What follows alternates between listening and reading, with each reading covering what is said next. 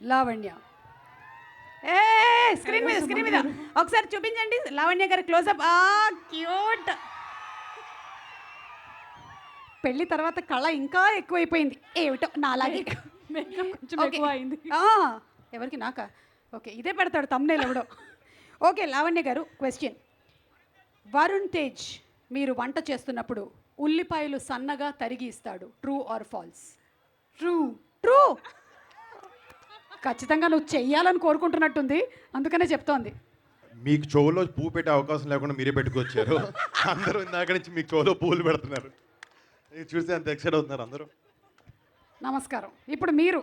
నేను పెట్టనండి, మీరు పెట్టుకుని వచ్చారు కదా. Yeah I know. ప్లీజ్ మన మధ్యలో ఉండేటువంటి బాండ్ అలాంటిది. ఫస్ట్ సినిమా నుంచి నేను హోస్టింగ్ చేస్తున్నాను. Yes. లావణ్య సాంబార్ బాగా వండుతుంది, true or false? True true true true. బాగుంటుందండి. అవునా? ఎలా చేస్తుంది సాంబార్ ఒకసారి కనుక్కుందాం. చెప్పాలా ఇప్పుడు ఎలా చెప్తే లాగ్ ఎక్కువ వద్దని చెప్పి నీకు రెసిపీ నేను వాట్సాప్ చేస్తాను. డన్ అండి, మేము నమ్ముతున్నాము.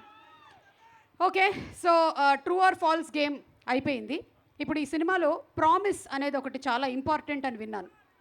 మీరు లావణ్యను పెళ్లి చేసుకునేటప్పుడు ఇచ్చుకున్నటువంటి ప్రామిసెస్లో ఏదైనా ఒకటి పబ్లిక్లో చెప్పగలిగింది ఉంటే దయచేసి ఈ ఫ్లవర్స్లా కాకుండా చెప్పరా? అంటే నిలబెట్టుకున్న ప్రామిసా? అది వెరీ గుడ్ వెరీ గుడ్.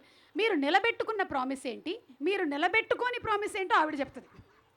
పెళ్లి చేసుకుంటానని నేను ప్రామిస్ చేసుకున్నాను. వా. సో అది నిలబెట్టడానికే ఉందండి అందులో. Very good. ప్రొడ్యూసర్ గారు కూడా నిలబెట్టారు, వారు కూడా పెళ్లి చేసేసుకున్నారు. ఒక 2 సంవత్సరాల ముందే ఇంట్లో చెప్తాను చెప్పాను, కానీ అది కుదరలేదు. ఆ ప్రామిస్ నిలబెట్టుకోలేకపోయాను. అది మొన్నే చెప్పాను, చేసుకున్నాను పెళ్లి. ఓకే.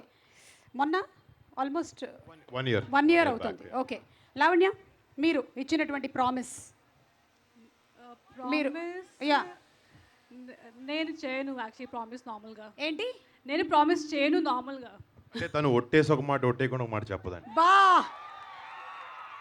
ఏదైనా సరే మాట ఇచ్చారంటే ఇంకా నిలబెట్టేసుకుంటారనమాట. ఓకే, అలాగే ఇందులో అసలు నీకు డబ్బు పిచ్చి బాగా పట్టింది, అదొక వ్యసనం లాంటిది అని అంటున్నారు కదా.